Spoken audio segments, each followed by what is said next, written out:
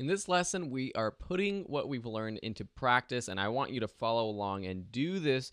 You can follow along with this image that is in the folder, Vignette Bowl, or you can do one with your own photos. And if you do one with your own photos, please post it to the course so that we can check it out. So go ahead and open up Vignette Bowl in Photoshop, Creative Cloud, or whatever version of Photoshop you're using. And now we have this bowl photo as a background. We're going to create a non-destructive vignette, meaning that the vignette is not burned into this image, which is what you typically do with photos when you are editing them in Lightroom or even using the camera raw filter, which we'll be going over in another section of this course.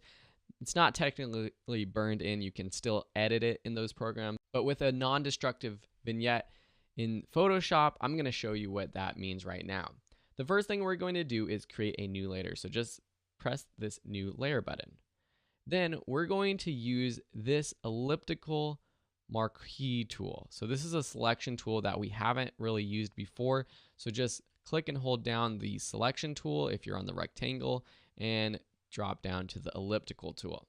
Now with your mouse, go to the center of this photo, just about here. And then on a Mac, press the Option key, or on a Windows, press the Alt key and click and drag. What that does is it creates this elliptical shape selection from the middle or where you clicked. And then I'm just going to use the up and down arrow keys on my keyboard to move this selection around just a little bit.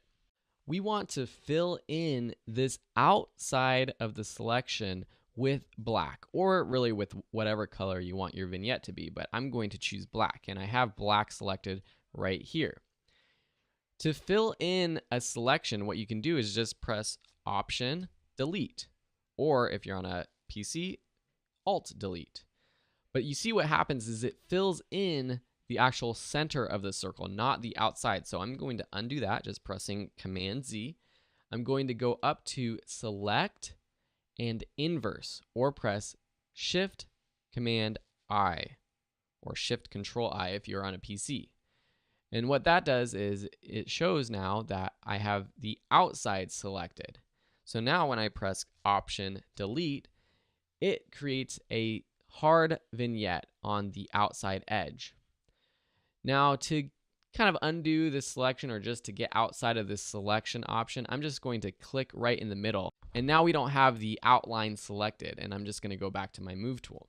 I'm going to double click right here where it says Layer 1 and just call this Vignette. Typically, vignettes are a little bit blurred. I don't really like the hard edge, so I'm going to go up to Filter, Blur, and Gaussian Blur. And now, if I move this module over here, I can see what a Gaussian blur does to this layer. It blurs it out, making the edge of this circle a little bit softer. So I'm going to select OK. I like that. I'm going to drop the opacity just a little bit because I don't want it to be so dark, even down to something like 42. And that's pretty good, but maybe I want to move the bowl image just a little bit. And this is where the non-destructive part of this vignette works really well. I'm going to increase this to 100% just so you can see. To make this background a layer that can be moved, you can do a couple things. One is just drag it into the new layers option, and then you can just select the background and delete it. Or you can just double click the background layer to rename it, and then select the name and press OK, and it becomes a layer that you can move. Now I can actually take this layer, resize it, move it around so that it is more in the vignette, or in the placement of the vignette that I want. Now this non-destructive vignette means that the vignette stays where it is. I can move the background wherever I want and the vignette stays still.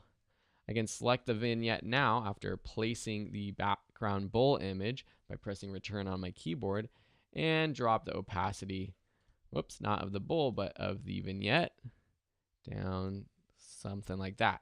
And if I turn on and off the vignette, you can really see the difference of what this does to this image. It really draws in your attention to whatever is in the inside of your vignette. And that's why you use vignettes, to draw the viewer's attention to something.